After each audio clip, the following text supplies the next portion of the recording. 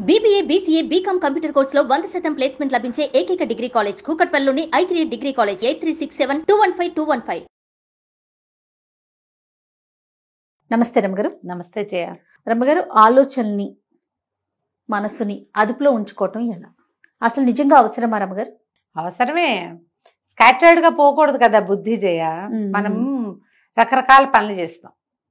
ఉదాహరణకి మనం పొద్దునుంచి అనుకో, నిద్ర లేవాలి, లేచాక ఒక 2 గంటల్లో ఆఫీస్కో ఉద్యోగానికో కాకపోతే చదువుకో వ్యాపారానికో ఏదో ఒక దానికి ఇంట్లో నుంచి బయటకు వెళ్ళాలి ఒకడు, లేదా ఇంట్లో ఉన్న ఆడమనిషే ఇంట్లో పనులు చేయాలి. అవి ఉన్న పిల్లల్ని స్కూల్కి పంపించాలి, భర్తను ఆఫీస్కి పంపాలి, తను కూడా ఎక్కడికో వ్యాపారం దేనికో దానికో చిన్నదో పన్నదో ఉద్యోగానికో పెద్ద ఉద్యోగానికో వెళ్ళాలి. దీనికి ఒక ప్లానింగ్ కావాలి కదా, ఎవరికైనా కావాలిగా. కావాలి. ఈ ప్లానింగ్ వ్యవహారం జనరల్గా అందరూ చేసుకునేది. ఆడవాళ్ళు ఏం చేస్తారు, ముందు రోజు రాత్రి ప్లాన్ చేసుకుంటారు రేపు పొద్దున ఏముండాలి అని. ఏది చేసుకున్నా చేసుకోకపోయినా ఇదైతే మస్ట్ రమ్మగారు. ప్లానింగ్కి ఖచ్చితంగా ఫోకస్ కావాలి. ఒట్టి ప్లానింగ్ చేస్తే ఏమయ్యాను, ప్లానింగ్ ఇంప్లిమెంటేషన్ అనేది ఒకటి ఉందా, అంతే. ఇంప్లిమెంటేషన్ కూడా ఫోకస్ కావాలి. అవునా?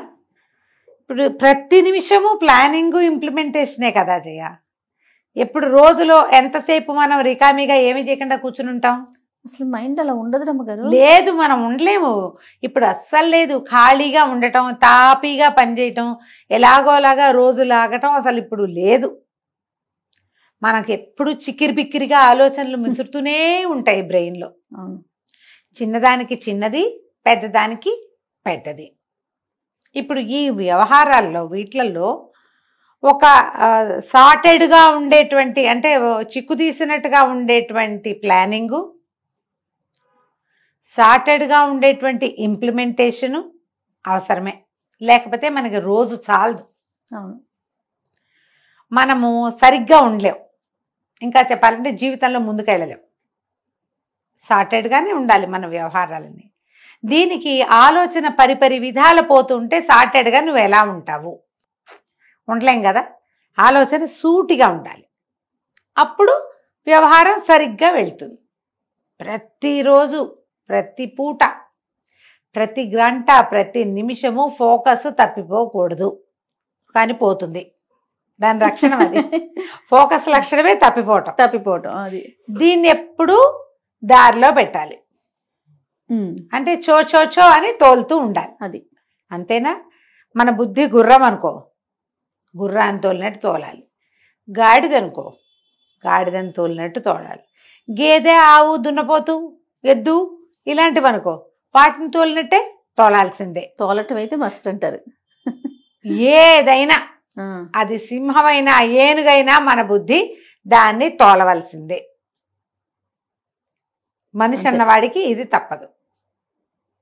బద్ధకంగా కాసేపు ఉండొచ్చు, ఖాళీగా కాసేపు ఉండొచ్చు, అబ్బా అని ఏదో అలా ఫోకస్ మిస్ అయి ఉండొచ్చు. కాసేపే, లిమిటెడ్ పీరియడ్ అంటే. రోజంతా కాదు, రోజు అసలు కాదు. రోజంతా తర్వాత రోజంతా కాదు, రోజు కాదు. ఎప్పుడైనా ఒకసారి ఏమీ చెయ్యబుద్ధి కాకపోవటము, చెయ్యవేదవ ఈ పనులన్నీ ఎవడు చేస్తాడు అని కాలు చాపేసేయటము అప్పుడప్పుడు చేయొచ్చు. ఏమంటారు, చీటింగ్ చేయొచ్చు మనం. కానీ చీటింగే చేసుకుంటూ ఉండకూడదు. ఆలోచనలకి పదును పెట్టుకోవాలి. ఎప్పటికప్పుడు వాటి దుమ్ము దులుపుకోవాలి, వాటిని లైన్లో పెట్టుకోవాలి. ఎలా అంటే వెంటనే నీకు వచ్చింది అదే కదా. అసలు ఎలా సాధ్యం రమ్మగారు? ఎలా సాధ్యం అంటే జయ, సెల్ఫ్ మోటివేషన్. మనని మనం చోచో అనుకోవాలమ్మా. ఇప్పుడు మన బుద్ధి ఎవడో ఎంతసేపు నీకు ఎట్టప్పుడు చెప్తాడు చెప్పు. నీకో 10 ఏళ్ల పిల్ల ఉంది, అది నిద్ర లేవదు, లేటుగా లేస్తుంది, నువ్వు లేపుతావు. నిన్నెవరు లేపుతారు చెప్పు? నువ్వే లేవద్దు. అంతే, ఖచ్చితంగా మనమే లెగిస్తాం. నీకు ఒక దశ వరకు ఎవరైనా నిన్ను తోల్తారు, తర్వాత నీకు నువ్వే తోలుకోవాలి. ఇప్పుడు నువ్వు పిల్లగా ఉండగా, నువ్వు సబార్డినేట్ గా ఉండగా, నువ్వు కిందవాడుగా ఉన్నప్పుడు నువ్వు తోలబడతావు, తొయ్యబడతావు, ఒక పని చేయించబడతావు. Correct point. కానీ నువ్వే పెద్ద మనిషివైనప్పుడు నిన్ను తోలేందుకు సాధనం ఏది? అసలు ఏది అక్కర్లేదు. అది మనం ఆటోమేటిక్ గా మనమే తోలబడాలి, వెళ్ళాలి. ఇప్పుడు పెళ్లిళ్ళు కాకముందు ఆడపిల్లలు పొద్దున్నే లేవరు, అమ్మలన్నీ చెప్తుంటారు, తొందరగా లే, ఆఫీస్ టైం అయింది, క్యాబ్ వస్తుంది, అది వస్తుంది, ఇది వస్తుంది, పెళ్లికి వెళ్ళాలి, ఏవో చెప్తారు. అవును, వాళ్ళు ఎవరు లేరు, నువ్వే ఉన్నావు. నాయన నేను లేవాలని ఫోన్లో పెట్టుకుంటావు. అంతే. నీ బుద్ధి లోపల ఉంటుంది, ఎవ్వరు లేరు, నేను ఒక్కదాన్నే ఉన్నాను, నేను లేవాలి. ఆ, లేదా నా వెనకాల వీళ్ళున్నారు, నేను వీళ్ళని లేపాలి, నేను వీళ్ళని లైన్లో పెట్టాలి. ఇవన్నీ ఆటోమేటిక్గా బుద్ధికి తెలిసిపోతాయి. అవును, ఎక్కడో ఉంటాయి అలా తెలుసుకోలేని మట్టి బుర్రలు. సాధారణంగా మనుషులు అట్లా ఉండరమ్మా. అవును, వాళ్ళకి తెలిసిపోతుంది.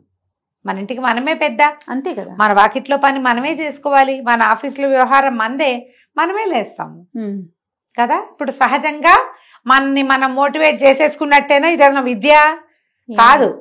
ఆటోమేటిక్గా పరిస్థితుల వల్ల ఇది జరిగిపోతుంది. అవును కదా. అవును, సిచ్యువేషనల్ గా మనం అట్లా మారుతాం. ఆ, ఈ మారిన దాన్ని పదును పెట్టుకోవాలి అంతే. ఆహా, నువ్వు ఇంకా కొంచెం సార్టెడ్ గా ఉండాలంటే నువ్వు దానికి ఏదైనా ప్రాణాయామం కానీ మెడిటేషన్ కానీ హెల్ప్ తీసుకోండి. ఓకే. నేనైతే ఐ సపోర్ట్ అనాలా కాదు, నేనేమనాలి, నేను ప్రతిపాదిస్తాను దేన్ని, మెడిటేషన్ని. మీకు ఫోకస్డ్గా లేము, మేము సరిగ్గా చేయలేకపోతాము, మేము జీవితంలో సక్సెస్ కావట్లేదు, ఎప్పుడు ఆల్వేస్ నేను లేట్గా వెళ్తున్నాను, ఇలాంటివి ఉంటాయి కదా జయ. అవును అవును, ఏదో సరిగ్గా చేయలేకపోతున్నాను అనిపిస్తుందా? ఇలాంటప్పుడు మీరు మెడిటేషన్కి వెళ్ళండి. ఓకే, యాడ్ ఆన్ అవుతుంది ఆ, మీరు ఒకసారి కనుక ఇలాంటి దాంట్లోకి ఎంటర్ అయితే ఆల్రెడీ మీకు ఒక 30 years 25 years ఉండి 40s కూడా ఉండి మీరు ఒక కుటుంబానికో ఒక సంస్థకో ఒక కనీసం 4 సబార్డినేట్స్కో పైనుండి, లేదా మీరు ఎవ్రీడే ఆన్సరబుల్ పొజిషన్లో ఉండి ఇవాళ ఏం చేసావు అని అడిగితే చెప్పాల్సిన స్థితిలో మీరు ఉంటారుగా, గ్యారంటీగా. తప్పకుండా ఎక్కడో ఒక చోట ఉంటామా? అలాంటి స్థితి ఉండి ఈ పరిస్థితులకి నేను న్యాయం చేయలేకపోతున్నాను సరిగ్గా, ఎప్పుడు నేను తిట్లు తింటున్నాను, లేదా ఫెయిల్ అవుతున్నాను, లేదా ఇన్ టైం చేయలేకపోతున్నాను, అలసిపోతున్నాను, విసిగిపోతున్నాను అనిపించినప్పుడు మీరు మొదట వేసుకోవాల్సిన క్వశ్చన్, ఈ నా బ్రెయిన్ నేను చేయాల్సిన పని మ్యాచింగ్ ఉందా లేదా, బేసిక్ ఫోకస్. లేదు, పనులేమో చాలా ఉన్నాయి, ఏమిటో నా వల్ల అవటం లేదు. అప్పుడు నాకు ఇది చేత కాదా, నాకు ఫోకస్ లేదా, ఈ 2 ప్రశ్నలు రావాలి. చేతొచ్చు నీకు, ఫోకస్ లేదు, సాధారణంగా ఇదే ఆన్సర్ వస్తుంది. ఫోకస్ని పెంచుకోవటం ఎలా? మెడిటేషన్కి వెళ్ళండి. ఓకే, మీరు ఫోకస్డ్గా అవుతారు. ఆ మెడిటేషన్లో కూడా ఫోకసే అవసరం. దానికి ఏంటి, నియమబద్ధమైన ఒక పద్ధతి కావాలి. రోజు ఈ టైంకి మీరు మెడిటేషన్ కూర్చోవాలి. 10 నిమిషాలు, పావు గంట కళ్ళు మూసుకుని కూర్చుంటామా? అసలు ఫస్ట్ టైం మెడిటేషన్ చేసినప్పుడు చాలామందికి అనుభవం ఉంటుంది. నేను కూడా 10 రోజులు ఏమైనా చాలా హడావిడిగా ఉండి ఏం చేయను అనుకో, 11వ రోజున నా బుద్ధి కూడా కూర్చోదు. నేను 1 hour కూర్చోగలను కళ్ళు మూసుకుని ఏం చేయకుండా, ఆలోచించకుండా కూర్చోటం వచ్చు నాకు. ఏమీ ఆలోచించుకోకుండా గంట కూర్చుంటాను నేను. ఆ బ్రెయిన్ని బ్లాంక్ చేయటానికి ఎంత కాలం పట్టిందంటావు? ఎంతో కాలం, ఎంత సమయం, చాలా కష్టం. అలాగే మళ్ళీ గ్యాప్ వస్తూ ఉంటుంది మధ్య మధ్యలో. నేను పరిగెత్తుకొచ్చేయాలి, ఇంట్లో పనులు అవ్వవు, మనుషులు వచ్చేస్తారు, అడ్డ పనులు వస్తాయి, నేను ఇక్కడ పరిగెత్తుకుంటూ రావాలి, అక్కడ కూర్చుంటే అవ్వదు. అట్లా 7-8 రోజులు లాగిచ్చేసాను అనుకో, మళ్ళీ నేను అరగంట కూడా కూర్చోలేను. గ్యాప్ వచ్చిందంటే కూర్చోలేము, కాసేపటికే లేచి వచ్చేస్తాం. అసలు అట్లా బ్లాంక్ గా ఎలా ఉంటుంది రమ్మగారు? వస్తుంది ప్రాక్టీస్, అది ఏం ఆలోచన రాదు, ఏం లేదు, ఒకటే ప్రశాంతత తప్పిస్తే రెండోది లేదు. దేవుణ్ణి స్మరించుకోవటం, మంత్రం అసలు ఏముండదు, ఏమీ లేవు, ఖాళీగా ఉంటాం. ఈ ఖాళీగా ఉండడానికి మీరు 1 నిమిషం ట్రై చేయండి, గంటలాగా అనిపిస్తుంది. అవునండి, కళ్ళు మూసుకుంటే నాకు గాబరా అయిపోయి అందరు పరిగెత్తేస్తున్నట్టు, ఏమిటో అయిపోతున్నట్టు, మనకే కాదు, నాకు కాదు, అందరికీ అలాగే అనిపిస్తుంది. మన చుట్టూతా ప్రపంచం అంతా పారిపోతున్నట్టు, మనమేమిటో ఇక్కడే బతుకుపోయినట్టు, అలాంటి భావాలు వస్తాయి, మొదట్లో వస్తాయి. మీరు ఇంతంతొద్దు, నేను గంట అని చెప్తున్నా మీకు. ఖాళీగా ఉంటే కూర్చుంటా గంట సేపు, మీరు అంతసేపు కూర్చోవద్దు, 10 నిమిషాలు కూర్చోండి చాలు. 10 నిమిషాల్లో మీకు 100 ఆలోచనలు వస్తాయి, ఏం పర్వాలా. 100 ఇంకెక్కువే వస్తాయి రమ్మగారు, ఏం పర్వాలా. కదలకుండా కూర్చోండి, కనీసం లేవద్దు. ఓకే, స్లోగా మీ బ్రెయిన్ ఈ ఖాళీదనానికి అనుభవించడం నేర్చుకుంటుంది చాలా స్లోగా. నేనేం చెప్పటం లేదు, ఏది చెప్పను, మంత్రం లేదు, తంత్రం లేదు, నథింగ్ డూయింగ్. పాత ఒక 3-4 మెడిటేషన్స్ చెప్పా. నేను ఒక ప్లాన్ తోటి ఇది నేర్చుకున్నాను జయ, చెప్తా. అది కూడా చాలా కాలమైంది చెప్పి, ఇప్పటిది మధ్య కాలంలో చెప్పాల. స్టార్టింగ్ లో మనం బీ పాజిటివ్ చేశాను చూడు, అప్పుడు చెప్పా. ఇప్పుడు మళ్ళీ చెప్తాను అదే సంగతి. ఇప్పుడు ఇక్కడ కూర్చున్నాం, మీరు ఒక చోట కూర్చున్నారు, ఏదో ఫెయిల్ అవుతాం, సరిగ్గా లేము అలా అనిపిస్తుంది. కళ్ళు మూసుకోండి ఒకసారి. నేను మాట్లాడుతున్నప్పుడే మీరు కళ్ళు మూసుకొని ఆలోచన. నువ్వు కళ్ళు మూసుకో మొదట, నేను చెప్తాను విషయం.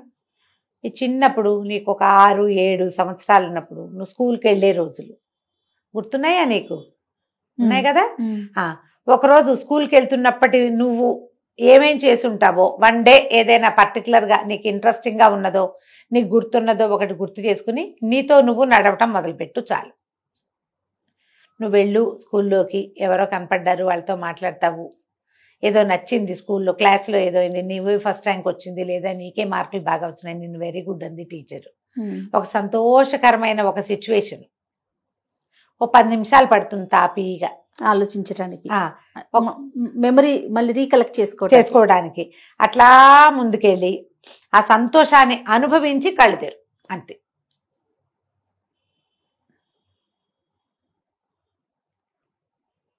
అది ఏదైనా సరే, నీ చిన్నప్పుడు మీ పక్కింట్లో ఉన్నవాళ్ళు, వెనకింట్లో ఉన్నవాళ్ళు, మీరే ఏదో కొత్త ఊరు వెళ్ళి షిఫ్ట్ అయిపోయారు, ఎక్కడికో వెళ్ళారు, ఏదో చూశారు, ఏదో ఒక గుడి, బోల్డ్ అన్ని మెమరీస్ ఉంటాయి మనకి. చిన్నప్పుడు బట్టలు కుట్టిన టైలరు, ఆ టైలర్ దగ్గరికి వెళ్ళటం ఒక సిచ్యువేషన్, అలాంటివి జ్ఞాపకం చేసుకోవడానికి ట్రై చేయండి. అంటే పాజిటివ్ థింగ్స్ ని గుర్తు తెచ్చుకోవాలి. ఇందులో ఒక్కటి కూడా నెగిటివ్ లేదు. ఎవరైనా కేకలేసింది వాటిని గుర్తు తెచ్చుకోవద్దు, అవి జ్ఞాపకం చేసుకోవద్దు.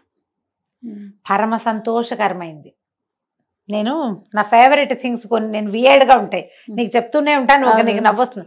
నాకు బొంతలు కుట్టడం చాలా ఇష్టం జయ, నీకెంత నవ్వొస్తుంది. క్విల్టింగ్ అంటారు, ఎక్కడా వినుంటావు నువ్వు కదా. మా అక్క ఇప్పటికంటే ఏముంది, ఖాళీగా ఉంటే ఏదో ఒకటి కుట్టుకుంటావు. నాకు జాకెట్లు, బ్లౌజులు కుట్టడము, డ్రెస్సులు కుట్టడం ఓకే రమ్మ గారు కాదు, నాకు పిచ్చిగా ఇష్టంగా ఉండే పని. అసలు అది కుట్టడమే, దాన్ని సెట్ చేయటము, దాన్ని కరెక్ట్ గా కుట్టడం, దాన్ని ఒక వస్తువుగా చేయటం ఫేవరెట్ థింగ్స్ లో అదొకటి నాకు. జనరల్ గా పాత చీరలు, మెత్తటి పంచెలు ఇవన్నీ కలిపి బొంతలు కుడతారు, అంతే. అది ఇష్టం రమ్మ గారు మీకు? కొంతమందికి అచ్చంగాయలు ఆడడం ఇష్టం ఉండదు, మామన్ గుంటలు ఆడడం ఇష్టం ఉండదా? ఉంటుంది. నిజంగా ఫేవరెట్ థింగ్స్ కొన్ని ఉంటాయి జయ. నాకు ఉంటే నేను ఉండటం తప్పు అనట్లేదు, కానీ ఇంత విచిత్రమైంది ఉండటం నాకు విచిత్రం కాదు. విచిత్రం అని అనడానికి దాన్ని వీల్లేదు అసలు. అది బాగా ఉపయోగపడే విషయం. ఇప్పుడంటే మనకి ఇన్ని రకాల పరుపులు గిరుపులు ఏమిటేమిటో వచ్చినాయి. తెలుసా రమ్మగారు పిల్లలకి? తెలీదు. బొంత తెలీదు రమ్మగారు? తెలీదు. నాకు తెలుసు, నాకు అది కరెక్ట్ గా సెట్ చేసి క్విల్టింగ్ ఇంగ్లీష్ లో చెప్తా. బొంత కుట్టమంటే మీకు ఏమిటో బూతులో వినపడుతుంది, కానీ క్విల్టింగ్ బాగా ఇష్టం నాకు. నేను ఫస్ట్ టైము పెద్ద అబ్బాయిని కడుపుతో ఉన్నప్పుడు 3rd ట్రైమిస్టర్ లో కుట్టాను జయ, కూర్చుని ప్రతిరోజు మధ్యాహ్నం అవగానే వాటిని సెట్ చేయటము. అలా ఎన్ని కుట్టాను, ఇప్పటికి మా ఇంట్లో ఉన్నాయి అవి బొంతులు ఉన్నాయి. పిల్లలు కప్పుకోవటానికి, పడుకోవటానికి కూడా సొంత క్విల్ట్లు నేను తయారు చేసుకున్నాను నా పిల్లల కోసం. ఎవరికైనా కుట్టించేదాన్ని. మొన్నటి దాకా మావాడి ఇంత ఎత్తు ఎదిగేదాకా, వాడి 10th క్లాస్ దాకా నేను కుట్టినదే కప్పుకునేవాడు. శీతాకాలం అంతా పట్టు చీరలు, అన్ని పట్టు చీరలు. నాకు ఆ పని ఇష్టం. మూడ్ ఆఫ్ గా ఉంటే నేను వెంటనే ఆ పని చేస్తాను జయ. సూపర్ రమ్మగారు, నిజంగా. అసలు మొన్నటి దాకా ఒక 6-7 ఏళ్ల క్రితం దాకా ఎవరో ఒకళ్ళ పిల్లల కోసం గిఫ్ట్లు కూడా చేసి పారేసేదాన్ని. ఈ 6-7 సంవత్సరాల నుంచి చేయలే. అసలు ఈ మధ్య పిల్లలే తక్కువగా ఉన్నారు, చంటి పిల్లలు పెద్దగా లేరు. అదేలే. ఆ పిల్లల డైపర్లు కుట్టడం, పిల్లలకి కాటన్ డైపర్స్ కుట్టడం, అవి చాలా ఇష్టమైన పనులు నాకు. మీరు కూడా అలాంటి ఇన్వెంట్ చేయండి. మీకు మామూలుగా తెలియదు, ఇప్పుడు నేను చెప్తే ఇది వియర్డ్ గా ఉంది కదా, కానీ మీరు ఆలోచించండి. ప్రతి వాళ్ళకి ఇలాంటిది ఒకటి ఉంటుంది. మీకు ఫోకస్ పోతున్నప్పుడు మీ చిన్నప్పటి నుంచి పెద్దగా మీరు ఎవరికి చెప్పక్కర్లేని ఫేవరెట్ థింగ్ ఏముందో ఆ పని చెయ్యండి.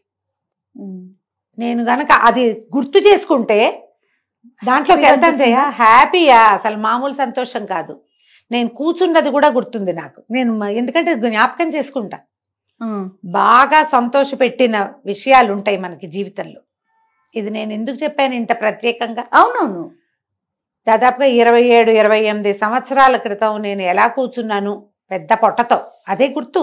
మరి ఒక కాలు చాపుకుని కూర్చుని 1 గంటన్నర 2 గంటల పాటు కింద కూర్చుని అన్ని పక్కల నుంచి జాగ్రత్తగా సెట్ చేసి, మా పెద్దక్కయ్య మా అమ్మ బల్ల మీద కూర్చున్న మా అమ్మ, నా పక్కన అవతల ఒక పేము కుర్చీలో కూర్చున్న మా పెద్దక్కయ్య, ఫుల్ స్క్రీన్ ముందు మొత్తం ఫ్రేమ్ నా బ్రెయిన్లో 100 సార్లైనా గుర్తు చేసుకుని ఉంటా దాన్ని నేను. 100 సార్లు కనీసం, ఇప్పటికి ఇంకా ఎక్కువే. ఒక చంటి పిల్లాడు చిన్నవాడు, వాడికి పక్కన నిలబడి నీళ్లు పోసి తీను, అది కూడా నాకు గుర్తుంది. నాకు 5-6 ఏళ్ల వయసు అప్పుడు మా 4వ కొడుకు పుట్టాడు. చిన్న చెంబుతో నేను ఫస్ట్ టైం వాడికి నీళ్లు పోసింది అసలు ఎప్పటికీ బ్రెయిన్లో నుంచి పోదు అది నాకు. ఎంత పెద్దవాడు అయిపోయాడు, వాడికి కూడా పెద్ద పెద్ద పిల్లలు ఉన్నారు. అవునవును, కొన్ని ఇన్సిడెంట్స్ కదా అట్లా. ఎంతమంది పిల్లలకి నీళ్లు పోసానో, నాకు దుఃఖము కష్టము వస్తే నేను అలా పాతవి తలుచుకుంటాను. ఫోకస్ పోతోందంటే అనిపిస్తే, మీరు ఈ మెడిటేషన్లో నేను వీటితోటే మెల్లిగా బ్రెయిన్ని ఖాళీ చేయటం నేర్చుకున్నాను జయ. బై ప్రాక్టీసే. ఆ ఒక్క సీన్ తప్పిస్తే ఇంకేం ఉండదు బ్రెయిన్లో. అదేదో నడుస్తుంది, దాన్ని చూస్తూ ఉంటా. క్రమంగా అది ఫేడ్ అయిపోతుంది, నేను కళ్ళు మూసుకుని ఉంటాను, అది వెళ్ళిపోతుంది. కాసేపే మనం దాని వెనకాల వెళ్తాం. మొదట్లో మనం దాని వెనకాల నడుస్తాం.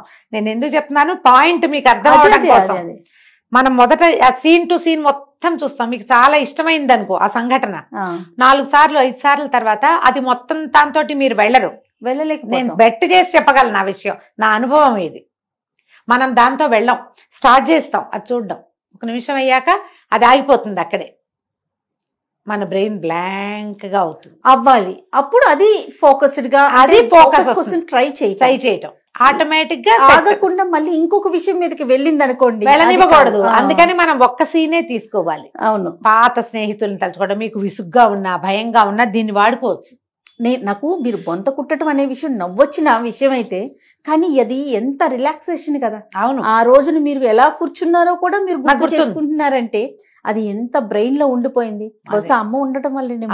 అమ్మ మా పెద్దక్కయ్య గారి ఇల్లు మొత్తం పేమ్ కుర్చీలు, ఆ కుర్చీల్లో వేసిన కుషన్స్ తో సహా కనపడతాయి. అక్కయ్య కూర్చోటము, ఒక పెద్ద ఇనప కత్తెర, ఇంత పెద్ద కత్తెర. మా అక్కయ్యకి అప్పటికే బ్యాక్ పెయిన్, గట్టిగా టకటక కత్తిరిచ్చేది కాదు. ఎక్కువసేపు కత్తెర హ్యాండిల్ చేస్తే బ్యాక్ పెయిన్ వచ్చేది. అందుకని కత్తెరలు హ్యాండిల్ చేసేవాళ్ళం మేమే. అక్కయ్య గీస్తే మేము కత్తిరిచ్చేసేవాళ్ళం. ఇప్పుడు కూడా మా పెద్దక్కయ్య కట్ చేయలేదు పెద్దగా. తేలికపాటి కత్తెర ఒకటి ఉండేది, పసుపచ్చ పీడున్నది, అది కూడా గుర్తుందా. మా వాడు ఎక్కడో అక్కయ్య గారు అబ్బాయి ఢిల్లీ నుంచి తెచ్చాడు. దాన్ని అక్కయ్య వాడుకునేది, మేము ఈ పెద్ద కత్తెరే వాడేవాళ్ళం. అక్క కట్ చేయాల్సిన పని లేకుండా నాకు సున్నితమైన పని బాగా రాదు జయ. నా తరహా అది నైస్ పని కాదు నాది, బలమైన పని. ఇవి తెలివిగా బలంగా చేసే పనులు, ఈ బొంతలు కుట్టడం లాంటివి. ఎంత అది దానికి ఎంత చక్కగా అమర్చాలి వాటిని అన్నిటినీ అవి అమెరికా కంటే సాదావే అప్పుడు మేము కుట్టినవి. ఎక్కడికక్కడ టాకా వేసి దాన్ని కదలకుండా ఉంచాలి. 6-8 కలపాలి కదా పొరల్ని ఒకేసారి టాకా వేయటం. అవును, ఒకేసారి టాకా వేయటం, టాకాని ఇట్లా మూడేయటం. అవి ఇవన్నీ ప్లాన్డ్ గా చేసే పనులే కదా. అలాంటివి వచ్చేవి నాకు. చిన్న చిన్న ఎంబ్రాయిడరీ, నీట్ కాదు ఎంబ్రాయిడరీ వచ్చు, కానీ మా పెద్దక్కయ్య వాళ్ళు కొంచెం నీట్ పని, చాలా అంటే ప్రొఫెషనల్ కుట్లు వాళ్ళవి. మంది అంత కాదు, బొంత కుట్టని ఎక్కిరిచ్చేవాళ్ళు. కరెక్ట్ గా అదే పని అనమాట. మీరు ఆలోచించండి. ఇప్పుడు నేను ఇంత మాటలు ఎందుకు చెప్తున్నానంటే, ఈ రోజున మనకున్న ప్రెషర్స్ కానీ, మన మనసు పరిపరి విధాలుగా పోతూ ఏం చేయాలో తెలియని స్థితి మనకి ఎక్కువగా ఉంది. ఎందుకంటే మనకి మనుషులు లేరు. ఇంత సమూహం ఉన్నా మనం వాళ్ళతో షేర్ చేసుకోలేకపోతున్నాం. ఎందుకంటే మనం జడ్జి చేయబడతామన్న భయం ఒకటి ఉంటుంది మనకి, చిన్నబుచ్చుకోవాల్సి వస్తుంది. అప్పుడు మనతోటి మనమే కదా మాట్లాడుకోవాలి, మనని మనమే సరి చేసుకోవాలి కదా. దానికి ఇవి మార్గాలుగా ఉంటాయి. ఇది నా సొంత ఐడియా జయ, నా ఓన్ ప్లానింగ్. బ్రెయిన్ ఖాళీ చేయటం నేను నేర్చుకున్నాను. అట్లా ఎంత అద్భుతమైన ఐడియా రమ్మగారు. బాధలు కష్టాలు ఎవరికి ఉండవు జయ, అందరికీ అన్నీ ఉంటాయి కదా. ఇప్పుడు మన పెద్ద కుటుంబంలో ఉన్న మీది చిన్న కుటుంబం అయినా ఎక్కడైనా తప్పవు కదా బాధలు, ఇబ్బందులు, చికాకులు, ఏం చేయాలో తెలియని స్థితి. వాటిల్లో ఏం చేస్తే అనారోగ్యాలు, చతకాంతనాలు, ఏదో సరిపెట్టుకోలేనితనము, ఇవన్నీ వస్తాయి మనకు. మనుషులం కదా మనం, అంతే కదా. ఇవే వస్తాయి. వీటన్నిటికీ తోడు రమ్మగారు ఆర్థిక సమస్యలు, అదొక పెద్ద ప్రాబ్లం. అసలు అన్నిటికీ మూల కారణం అది అది అనిపిస్తుంది. అది కూడా దాని తర్వాత ఆరోగ్య సమస్యలు. వీటిలోంచి బయటపడడానికి అంటే దీనికి మనం రెడీగా ఉండడానికి ఇది ఉపయోగపడుతుంది. అంతే. మీరు ప్లాన్డ్ మెడిటేషన్ బోల్డ్ అని రకరకాలనే వాటిలోకి వెళ్ళండి, లేదా నేను చెప్పిన ఈ ప్లాన్ ట్రై చేసి డెఫినెట్ గా చాలా హాయిగా ఉంటుంది. బెస్ట్ థింగ్ అన్నమాట. ఓకే, నేను మాత్రం పర్సనల్ గా చాలా ఇంప్రెస్ అయ్యాను రమ్మగారు. డామ్ షూర్ గా నేను ట్రై చేస్తాను. అది ఎంతసేపు ఉండగలుగుతానో చెప్పాలి మీకు. అదే రైట్ రమ్మగారు. నమస్తే. నమస్తే జయ.